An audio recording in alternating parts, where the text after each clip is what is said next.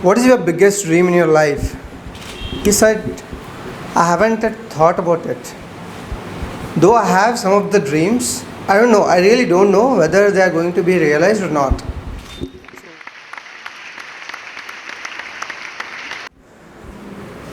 Today I'll be talking about dreams. Not only dreams, bigger dreams. Very recently, in one of the family gathering, one of my relative uncle came to me and he might have saw my Facebook ad and the poster as a coach, and he came to me and said, "Why don't you convince my child to become more serious about his future?" He was not at all listening to me, though I tried my best. So then I thought to give it a try. I took his son and started talking to him and asked him one question. What is your biggest dream in your life? He said, I haven't thought about it. Though I have some of the dreams, I don't know, I really don't know whether they are going to be realized or not. So my next question was, what is your educational background and what you have done after your 10th? He said science. I said, very good. Then why are you thinking that you're not able to achieve your dreams, whatever you are currently having? He said, I feel that I'm not competent enough. I'm not ready yet. I'm weaker than the other students who are studying with me. And I feel that I don't have that push which is required to achieve my dreams. Then I said, remember one thing. You as a sperm were the strongest of all. You had left millions and millions of sperm behind and you made it that day. If you could do it that day, what has happened now? Right?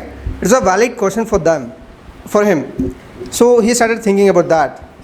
And then my next question was, why are you feeling nervous? Why are you getting fear? And why are you not able, why are you thinking in that way that you cannot achieve it now? Then he said, I really don't know. Then I said, okay, let me help you understand how we can come out of this web of limiting beliefs. Let us take one example. There are different people available in the world with different mindsets. Everybody knows what they are doing. Few of them know how they are doing it. And very few of them know why they are doing it. And that makes the difference. When we know why we are doing what we are doing, then the intensity of the work will be much, much higher, and definitely it will yield some results. Just to take an example, consider a human being, a dog, and a tree. Each one of these species take birth on this earth. They grow, they manage to have their livelihood, they earn their food, they reproduce, and they die. Can you tell me one thing? What is the difference between all these creatures? He said no. Then I said, okay. Human being is the only one species in the entire universe who has the power to create what he dreams of, what he thinks of. So if somebody has to create something, he should be dreaming of that. Whereas none of the creatures are having this privilege. So if you think whatever you want to achieve, you can do that. Because there are different sources available and different modes available to achieve whatever you dream of.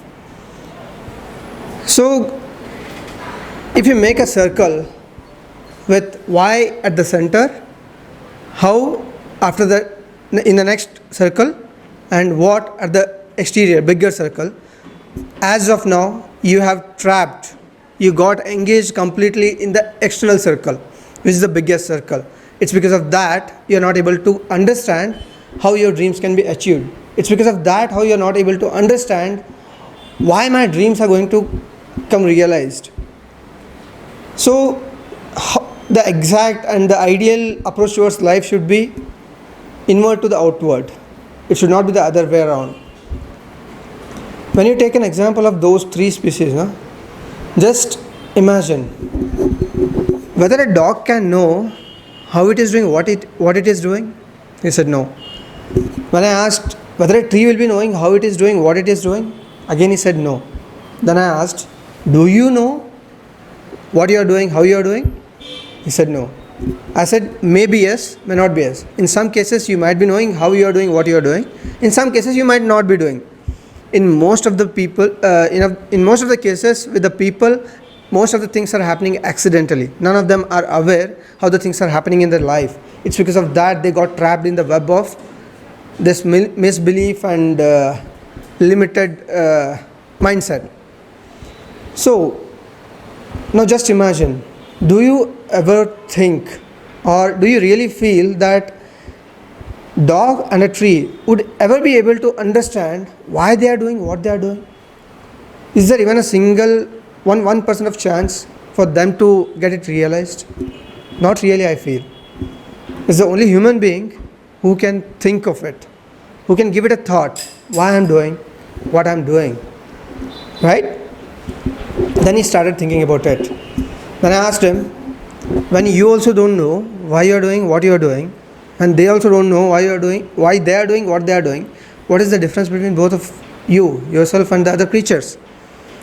He got surprised and frustrated also after getting to hear this from me. Then he started thinking again. He said, okay, I'm not able to understand and or correlate my relationship with this. Can you please explain it in little bit more? I said, okay. When you start looking at your life, when you start focusing at the purpose of your life, it will start making sense to you. And then you'll start understanding how it can be achieved. When you start getting ideas on how it can be achieved, then you will start understanding what exactly should be done. Currently you don't know what should be done. The people are telling you what you should be doing and you are following the same thing. When you understand everything, then you will be following the same thing. And then you will follow your heart and you will do exactly what you should be doing. That's how I was able to convince him to little extent. Again he asked me one more question. I'm still not clear with the idea what you are trying to convince me. So I told him, okay, tell me one thing.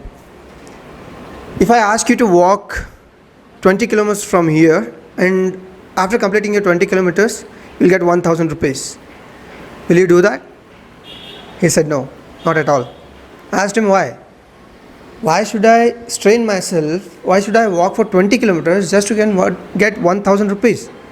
Then I asked him, okay, if I ask you to walk for 500 kilometers, now after walking 500 kilometers, you'll get 10 lakh rupees. What would you do? Then he said, definitely I'll do that. I asked him why. He said that because the prize amount is pretty big and how much time I would take. I may take 1 month to traverse that. If that is yielding me 10 lakh rupees, that's a big amount for me. I can make my life out of it. See, this is how our mind works actually. When the purpose is small, your mind is limiting yourself to your efforts. When the purpose is big enough, your mind will push you to the maximum extent, and then it will automatically show you the way how you can achieve it. It is as simple as that. You need not have to think much. You need to decide first what you want to achieve in your life. When you decide that, you will do it. That's what I want to communicate through this conversation, and I hope this short conversation has helped you in understanding the importance of dreaming big in life. Thank you.